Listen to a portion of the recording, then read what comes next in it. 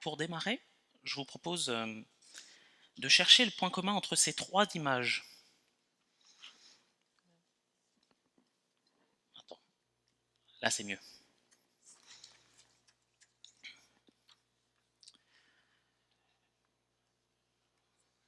Ça n'a pas l'air très évident pour tout le monde.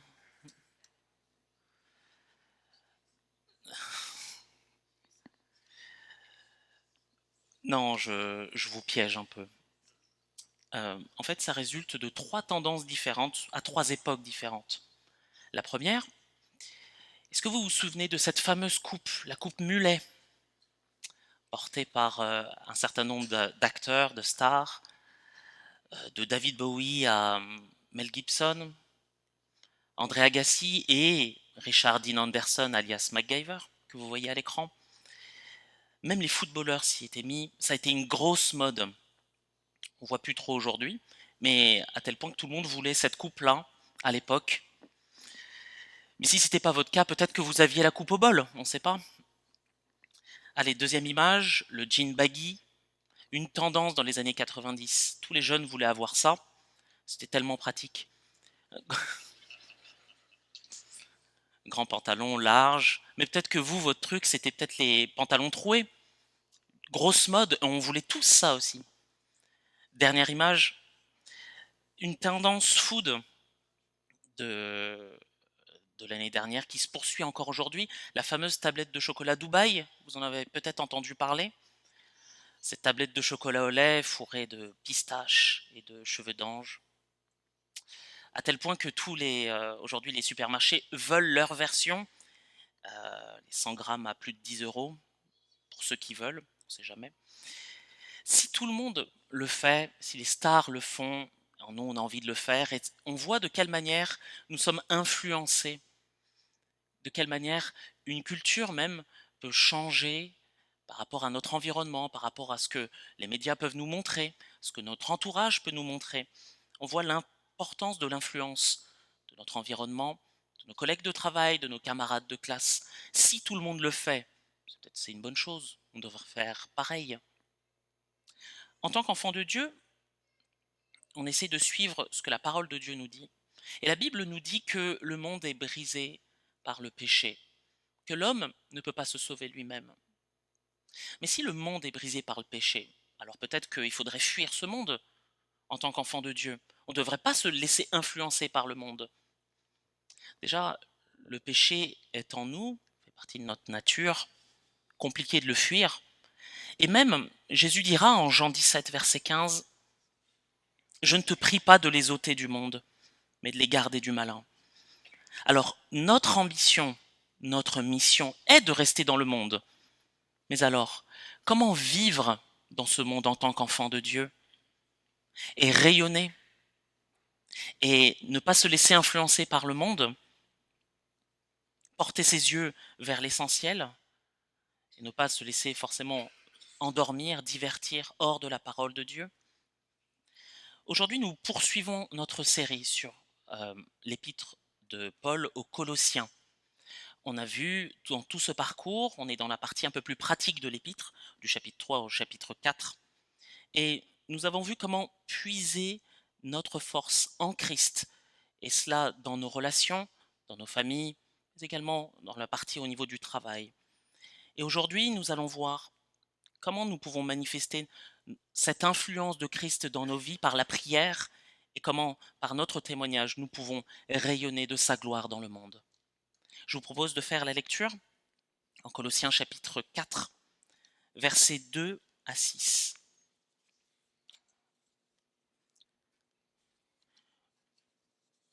Colossiens chapitre 4, versets 2 à 6. Persévérez dans la prière, veillez-y avec action de grâce. Priez également pour nous, que Dieu ouvre une porte à notre parole, afin que je puisse annoncer le mystère du Christ, pour lequel je suis dans les chaînes, et en parler clairement comme je le dois. Conduisez-vous avec sagesse envers ceux du dehors, rachetez le temps. Que votre parole soit toujours accompagnée de grâce, assaisonnée de sel, afin que vous sachiez comment vous devez répondre à chacun. Prions ensemble. Notre Dieu, nous voulons encore te remercier pour ta parole. Nous voulons nous conduire selon elle. Merci Seigneur pour ton esprit qui nous aide à comprendre encore cette parole, à l'appliquer correctement dans son contexte, de l'appliquer correctement à nos vies et nous référer à toi en toutes choses. Dirige-nous encore ce matin dans ta parole qui est la vérité. Amen. Une fois n'est pas coutume, 2 points pour pouvoir aborder ce texte. Christ, force de notre influence. Par la prière, Christ influence nos vies et par le témoignage, Christ rayonne de nos vies. Rappelons-nous les versets qui gouvernent encore cette partie de l'épître qui se trouve au début du chapitre 3, les versets 1 au verset 4. Si donc vous êtes ressuscités avec Christ, cherchez les choses d'en haut, où Christ est assis à la droite de Dieu. Affectionnez-vous aux choses d'en haut, et non à celles qui sont sur la terre, car vous êtes morts, et votre vie est cachée avec Christ en Dieu. Quand Christ, votre vie, paraîtra, alors vous paraîtrez aussi avec lui dans la gloire. Comme nous l'avait présenté Thierry, qui abordait finalement tout le chapitre 3 au final, notre regard nous permet de, comme dans une voiture, de diriger notre conduite. C'est là où nous allons fixer nos yeux. On va pouvoir aussi nous diriger correctement dans cette vie. Et dans cette partie, nous allons parler de l'influence interne, de la prière, et parce que les choses commencent à l'intérieur, puis après rejaillissent vers l'extérieur. Partie importante de son exhortation. La prière est donnée par Dieu pour communiquer avec lui. Quand nous n'étions pas à Christ, on ne le cherchait pas. Pire, on le rejetait. Il n'y avait pas une forme d'appeler le ciel, non, on se débrouillait par nous-mêmes. Mais depuis que Dieu nous a changés, depuis que lui nous a convertis, nous brûlons d'envie de pouvoir être avec lui, de savoir ce que lui pense. Notre cœur est maintenant porté vers les choses d'en haut. Mettons-nous au clair d'abord sur ce que n'est pas la prière, du moins ce qui n'est pas le but. Ce n'est pas un moyen de faire ce que nous, on a décidé. Non, Dieu n'est pas un génie dans une lampe où on a acquis un certain nombre de vœux et on peut faire un peu ce qu'on veut. Ce n'est pas non plus un moyen de faire changer les plans de Dieu, comme si les plans de Dieu étaient mouvants et parce qu'on priait, ah bah, Dieu va changer d'avis. Ce n'est pas non plus un moyen de chercher une place d'honneur. Si je prie, peut-être je vais être son chouchou, et peut-être que je pourrais récupérer quelques bénédictions au passage. Enfin, mais parmi d'autres, la prière n'est pas quelque chose de superstitieux. Parce que je ne prie pas, il va m'arriver des bricoles aujourd'hui, donc on va prier, on ne sait jamais. Pour le définir, et je vous propose cette citation de Warren Wiersbe, le but de la prière n'est pas l'accomplissement de la volonté de l'homme au ciel, mais l'accomplissement de la volonté de Dieu sur la terre. Prier, ce n'est pas dire à Dieu ce qu'il doit faire ou donner, mais c'est lui demander ce que lui veut faire et donner, conformément à sa volonté. Fin de citation. Est-ce que cela cadre avec votre manière d'aborder la prière? J'avoue que quelquefois ça me remet en cause sur le contenu de mes prières et sur mes motivations. La prière est une composante essentielle de la vie du chrétien. Notez que dans ce passage, euh, Paul n'est pas juste en train de nous conseiller éventuellement, pour aller mieux, vous devriez essayer quand même de prier. Il n'y a que des impératifs. Priez, persévérez. Si Dieu nous a sauvés, nous voulons passer du temps avec lui. Si vous vous rendez compte que vous ne le faites pas, si vous avez du mal à le faire, alors commencez petit. Mais allez vers Christ. Prenez du temps avec lui pour pouvoir prier.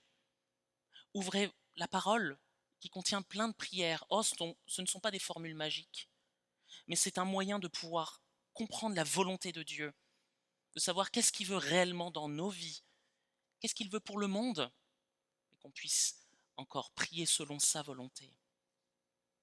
Matthieu 6, versets 9 à 13, est le passage où Jésus apprend à ses disciples à prier. C'est un bon point de départ, et même c'est un point où on peut continuer, même si on a l'habitude de prier, pour pouvoir recentrer nos prières sur ce qui est le plus important.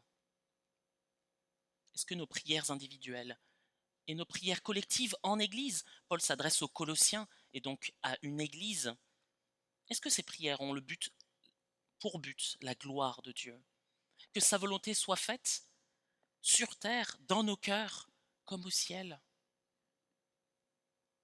Nous pouvons nous exprimer à lui. Nous pouvons lui apporter nos fardeaux. Nous pouvons, par la prière, lui remettre nos souffrances, nos peurs, et réclamer que justice puisse se manifester, que sa gloire se manifeste. Nous pouvons exprimer notre dépendance à notre Dieu.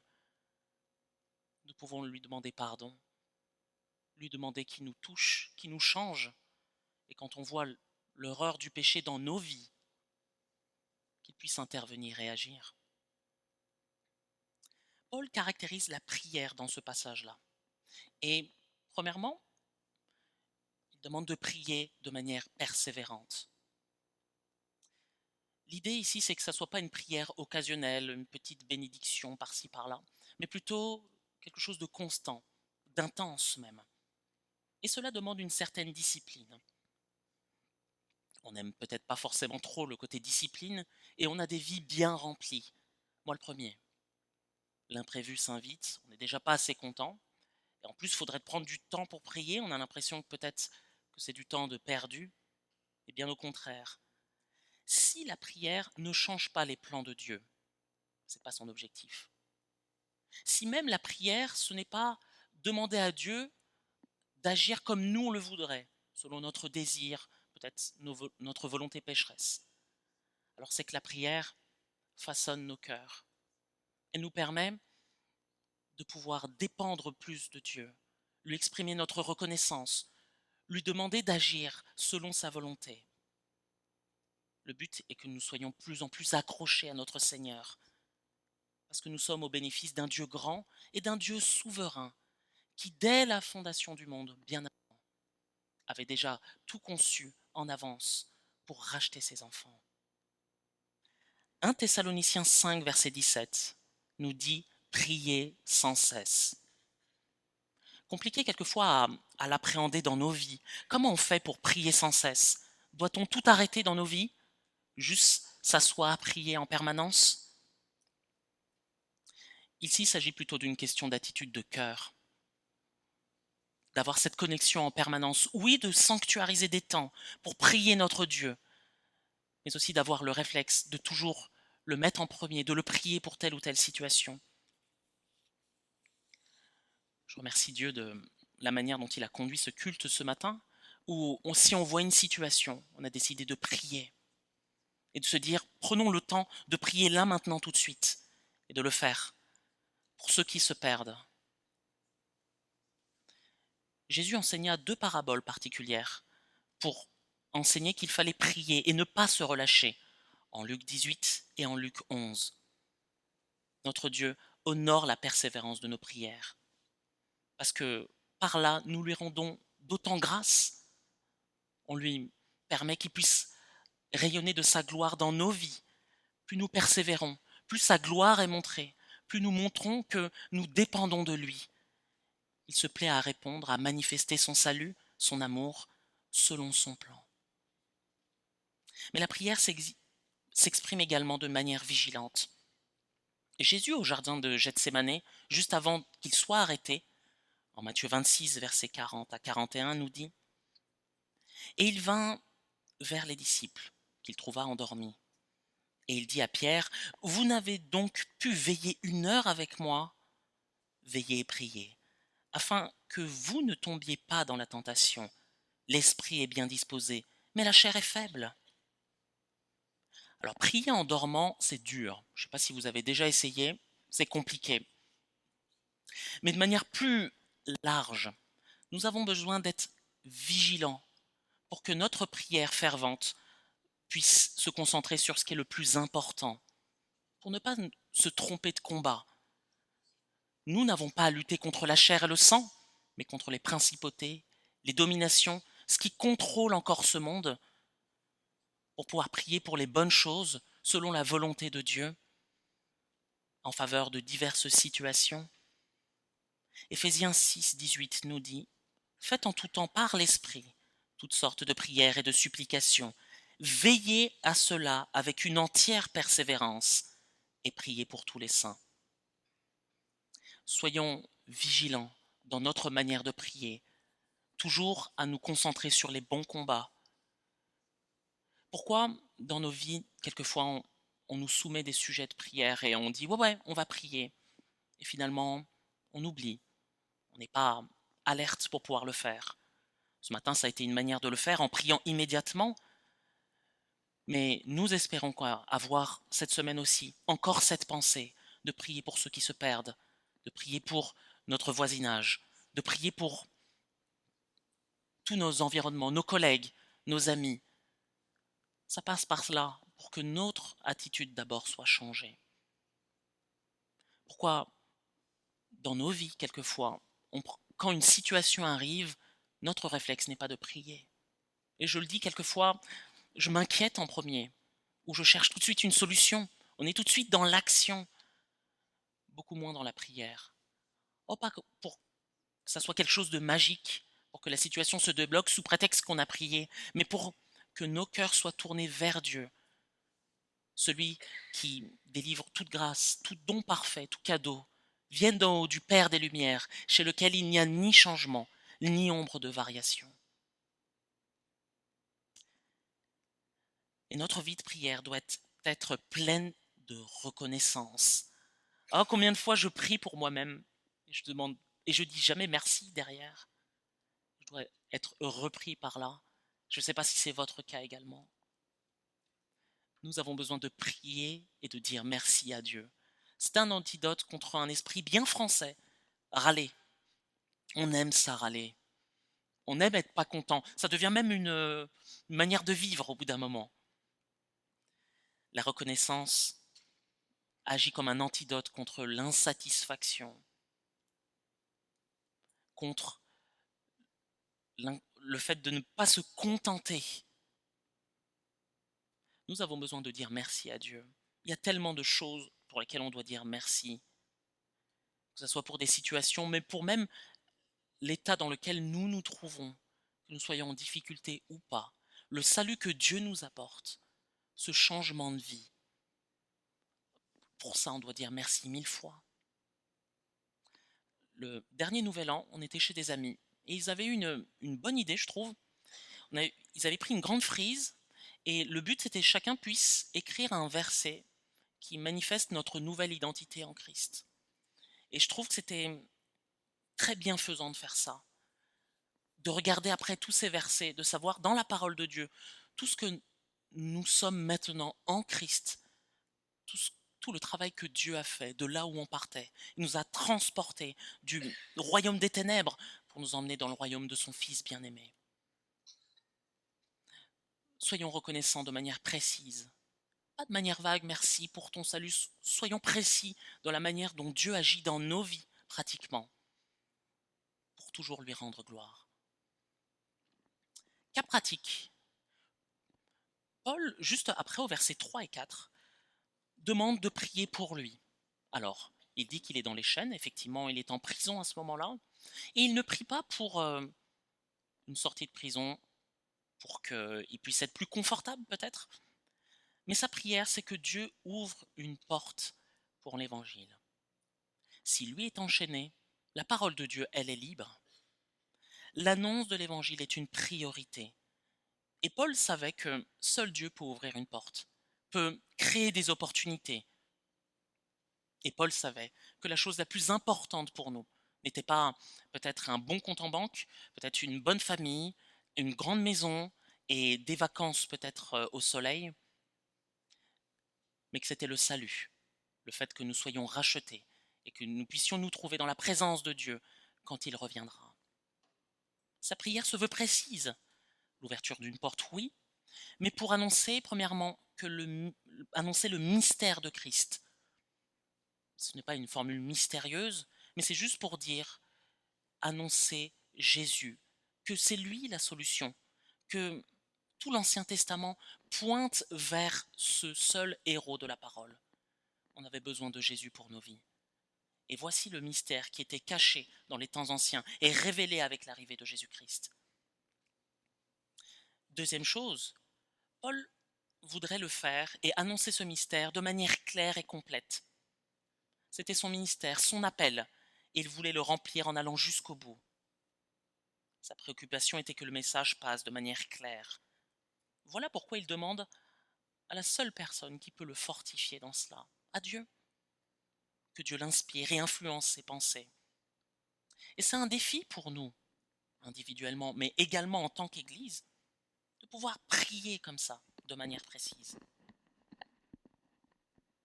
Prions pour les ministères de la parole,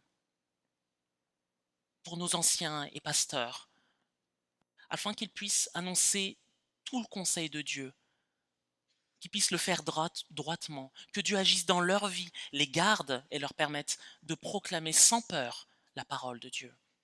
Mais prions également pour ceux qui sont peut-être au loin, nos missionnaires, ceux que nous soutenons et même les autres, afin que Dieu ouvre une porte pour l'Évangile. Il y a des terrains qui sont quelquefois très hostiles, et pourtant Dieu fait grâce, et il y a des percées magnifiques. La parole de Dieu peut être prêchée à des personnes qui ne pouvaient pas l'entendre. J'ai entendu le témoignage de missionnaires qui étaient à Mayotte lors du cyclone Chido en décembre dernier. La situation sur le point de vue humain était catastrophique. Les gens ont tout perdu. Malgré la détresse, la peur, l'inconnu, ces chrétiens qui ont, après le cyclone, ont constaté tous les dégâts, se sont mis au travail pour aider les populations. Et ils racontaient également quel accès ils ont pu avoir à des personnes qui peut-être fermaient les oreilles à l'évangile, mais qui ont reçu de l'aide, qui ont reçu à manger, et la parole a pu être prêchée. Oui, sur le plan humain, c'était une catastrophe naturelle, une catastrophe pour des gens qui ont tout perdu. Ça a été quand même une occasion de pouvoir prêcher la parole de Dieu, de dire ce qui est le plus important, recentrer vers l'essentiel. Ne nous relâchons pas dans la prière, comme si c'était une piété d'antan et que nous sommes au XXIe siècle, comme si c'était désuet. Ça n'arrive jamais. Des gens qui disent « j'ai assez prié, ça devrait être bon là maintenant ». On a besoin de prier, seul. On a besoin de prier en église, se rappeler l'essentiel, les choses les plus importantes. Nous ne sommes pas ici dans une petite partie de plaisir dans ce monde, on doit passer, puis basta. La situation est plus grave, des gens meurent.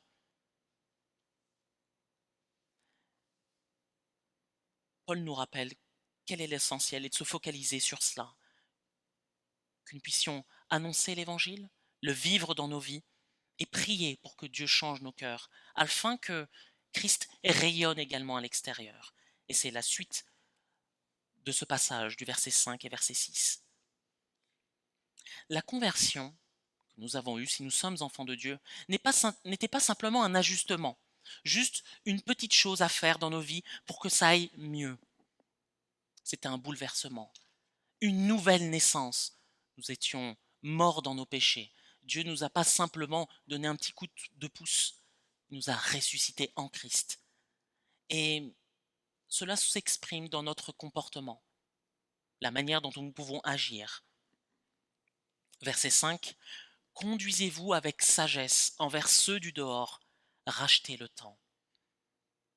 La sagesse biblique nous permet d'agir et d'avoir le comportement adapté en toute situation. Parce que nous agissons avec une pensée renouvelée, alors notre comportement change. D'ailleurs, notre entourage peut aussi nous le dire, que nous sommes différents depuis que nous avons rencontré Christ. Au chapitre 3, Paul décrit le comportement que nous devons mettre à mort en tant que chrétiens. Rien de moins que cela. L'impudicité, l'impureté, la cupidité, le mensonge, la méchanceté, la calomnie. Et nous devrions nous revêtir de bonté, de compassion, de douceur, de patience et d'amour. Ça, c'est un caractère durable. On ne peut pas jouer un rôle, simuler ce caractère-là, parce que quand on arrive dans des situations de stress, c'est le naturel qui revient en premier. Et si le naturel n'a pas été transformé par Dieu, alors c'est ce genre de comportement qui peut remonter. Comme Jésus nous envoie, nous sommes appelés non pas à fuir, mais à rayonner. Philippiens 2, 14 à 16 nous dit « Faites tout sans murmure ni discussion, pour être irréprochables et purs, des enfants de Dieu sans reproche, au milieu d'une génération corrompue et perverse, parmi laquelle vous brillez comme des flambeaux dans le monde, portant la parole de vie. » Est-ce que cela correspond à notre quotidien? Est-ce que quelquefois nous ne laissons pas déborder par ces anciens comportements, même dans l'Église? Est-ce que nous sommes plutôt caméléons quand nous sommes avec nos collègues? Faut pas trop dire qu'on est chrétien, donc on va faire pareil. On va suivre le mouvement, on ne fait pas de vagues. Mais ne craignons pas. Dieu nous équipe et nous permet de vivre Christ. Osons cela. Osons faire un pas et de montrer Christ pour nos collègues, notre entourage. Est-ce que nous sommes plutôt à nous dire c'est perdu pour eux, ils sont trop loin, donc moi je vais me garder, je vais m'isoler un peu, puis je vis ma petite relation avec Dieu. Mais Jésus lui-même est descendu de son trône de grâce, son trône de gloire, pour venir jusqu'à nous. Alors suivons son exemple, obéissons-lui et partageons, vivons Christ. Demandons à Dieu la sagesse pour le faire. Demandons-lui parce que notre conduite témoigne de qui est Christ. Mais il nous demande également de racheter le temps. Drôle d'expression, n'est-ce pas? Comme si le temps pouvait s'acheter, ou du moins on pouvait rattraper les occasions perdues. Ici, il s'agit plutôt du fait de pouvoir saisir les bonnes occasions, de ne pas les laisser échapper afin de pouvoir aussi, par notre comportement, témoigner de qui est Jésus. Est-ce que vous connaissez ce calendrier? Ça n'a pas l'air. C'est un calendrier particulier. Vous voyez, il y a plein de petites cases. J'espère que ça se voit assez. Plein de petites cases. Et la formule qui était au-dessus, c'était écrit une formule latine, memento mori, qui signifie souviens-toi que tu meurs ou que tu vas mourir. Alors le but c'est pas de vous faire peur ou de plomber l'ambiance, hein, vraiment. Mais chaque case représente une semaine. Et vous le devinez, ça représente la vie d'une personne en entier. Ne vous effrayez pas, il y avait écrit 80 au bout, c'est pas qu'on va tous mourir à 80 ans, c'est plutôt, ça peut être basé sur l'espérance moyenne de vie. Alors, hop, un peu trop vite. Est-ce que tu peux revenir, s'il te plaît? Yes. J'ai fait le mien. Les cases noires, c'est passé. C'est trop tard. Il y a eu de bons moments. Il y a eu des moments géniaux. Il y a eu des moins bons moments. Des moments de doute, de pleurs et de souffrance. Mais c'est passé. Je ne peux pas revenir dessus. Je ne peux pas compenser aujourd'hui de bonnes œuvres pour pouvoir rattraper ce que j'ai fait de mauvais. Je ne peux pas. C'est trop tard. Par contre, toutes les cases blanches après, je peux faire quelque chose. Mais en vrai, les cases blanches, là, ça ne m'appartient pas. C'est Dieu qui me donne le temps qu'il faut. S'il me reprend, il me reprend. S'il décide que je puisse continuer de vivre, alors saisissons les opportunités. Manifestons Christ dans nos vies. Suivons l'exemple de notre Sauveur, qui n'a pas hésité, lui, et qui est venu pour pouvoir annoncer le royaume de Dieu. Si les actes sont importants, Paul rajoute une dernière chose. Il parle maintenant de la proclamation de la parole. Il parle de la manière dont nous pouvons parler. Et ça, c'est le verset 6. Que votre parole soit toujours accompagnée de grâce, assaisonnée de sel, afin que vous sachiez comment vous devez répondre à chacun. Paul exhorte donc les Colossiens à ce que leur parole, ce qu'il sort de leur bouche, puisse refléter ce que Dieu est. Que notre parole, quel que soit ce qu'on dit, soit pétrie de la grâce divine. La grâce, c'est-à-dire la compassion, des choses saintes, saines, sans équivoque et qui édifient. Mais aussi assaisonnée de sel. Le sel qui non seulement donne du goût, mais aussi assainit. C'était une manière de conserver les aliments à l'époque. Peut-être y voir ici quelque chose de pertinent, d'avoir des paroles à propos, des paroles piquantes peut-être, relevées, mais exemptes de choses impures. Souvenons-nous de ce que la parole peut dire concernant le pouvoir de la langue. Jacques 3, versets 7 à 9 nous dit « L'homme est capable de dompter toutes sortes de bêtes sauvages, d'oiseaux, de reptiles, d'animaux marins. Et il les a effectivement domptés. Mais la langue, aucun homme ne peut la dompter. C'est un fléau impossible à maîtriser. Elle est pleine d'un venin mortel. Nous nous en servons pour louer le Seigneur notre Père, et nous nous en servons aussi pour maudire les hommes, pourtant créés de sorte qu'ils lui ressemblent. » Nos paroles reflètent l'état de notre cœur. C'est de l'abondance du cœur que la bouche parle. Alors si notre cœur a été transformé, que nos paroles suivent ce même mouvement. Paul rappelle bien également cela au chapitre 3, que notre parole soit exempte d'avarice, exempt d'insultes, de jalousie, de mensonges et de calomnie. Comment faire pour montrer Christ dans nos paroles si on agit comme le monde? Le but n'est pas de vouloir se démarquer à tout prix, mais de vivre ce qu'il y a dans notre cœur, la manière dont Dieu a agi dans nos vies. Si nous nous rendons compte que quelquefois nos paroles ne cadrent pas avec ce que Dieu dit dans sa parole, sachant que le pardon se trouve en Christ, revenons vers lui d'un cœur repentant, parce que nos paroles ne l'ont pas glorifié, qu'on a voulu peut-être imiter le monde, et que par cela nous n'avons pas témoigné de la bonté de Dieu dans nos vies.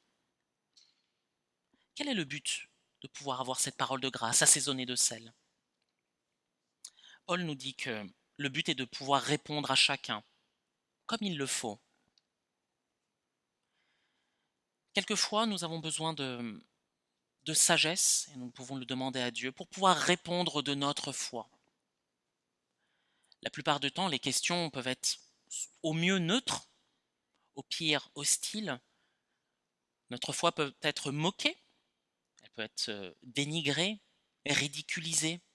Pourtant, Dieu nous demande de pouvoir répondre de notre foi, de pouvoir dire le bien fondé de ce qu'elle est. Nous avons besoin d'être pertinents là-dessus. Pas pour pouvoir démontrer exactement toute la foi chrétienne, quelquefois juste son témoignage de vie suffit. Je dis ça pour moi-même, quelquefois j'ai eu quelques discussions et j'aime le débat. Le problème c'est que j'allais trop loin et je voulais tout défendre et je manquais de pertinence là-dessus. Quelquefois, quelques arguments bien sentis ou juste un témoignage particulier suffit. Suivons l'exemple de notre Sauveur. Jésus était pertinent à tout moment. Il ne donnait pas toujours les mêmes paraboles aux gens. Il avait toujours la bonne parole pour la bonne personne. Pensons à ce jeune homme riche qui venait le voir. Jésus l'aima et lui dit « Il te manque une chose ». Il savait exactement ce qu'il fallait pour lui dans son cœur. Demandons à Dieu cette pertinence dans nos propos quand nous annonçons quelle foi nous suivons. 1 Pierre 3, versets 15 et 16 nous dit « Mais sanctifiez dans vos cœurs Christ le Seigneur. Soyez toujours prêts à vous défendre contre quiconque vous demande raison de l'espérance qui est en vous. Mais faites-le avec douceur et crainte, en ayant une bonne conscience, afin que là même où l'on vous calomnie, ceux qui diffament votre bonne conduite en Christ soient confondus. » Attachons-nous à la parole de Dieu, afin de savoir ce qu'elle dit, et que nos paroles reflètent ce cœur reconnaissant à notre Père. Je me suis déjà demandé pourquoi Dieu ne nous a pas repris immédiatement quand nous nous sommes convertis. Quand lui nous convertit et change notre cœur, pourquoi on reste? Pourquoi on reste là dans ce monde avec tant de souffrances, brisé par le péché? Dieu a choisi cette manière-là de pouvoir toucher les autres au travers ses enfants qui sont dans le monde. Dieu a choisi que ses enfants soient là pour aussi montrer son influence, propager sa gloire, annoncer son royaume. Reflétons cette vie. Pas pour se montrer, dire que finalement nous on est meilleurs, parce que quand nous sommes chrétiens, nous affirmons une chose, c'est qu'on ne pouvait pas se sauver seul. On devrait être plein d'humilité là-dessus. On a eu besoin d'une aide extérieure, du seul vrai Dieu, pour pouvoir nous sauver. Annonçons encore ce Sauveur, qui lui-même agit dans nos vies encore. Non, on a encore besoin d'être émondé, d'être parfait, d'avancer, de demander pardon. Et propageons ce royaume, de dire qu'il y a une autre manière de faire, que nous pouvons avoir une vie qui glorifie Dieu, que nous avons besoin d'une nouvelle espérance et que ça, c'est incarné par Christ. C'est lui qui nous pousse à le faire et qui nous permet d'agir selon sa volonté, non pas par nos forces, mais par les siennes, afin de lui rendre gloire. Christ est réellement la force de notre influence. Je vous invite à la prière.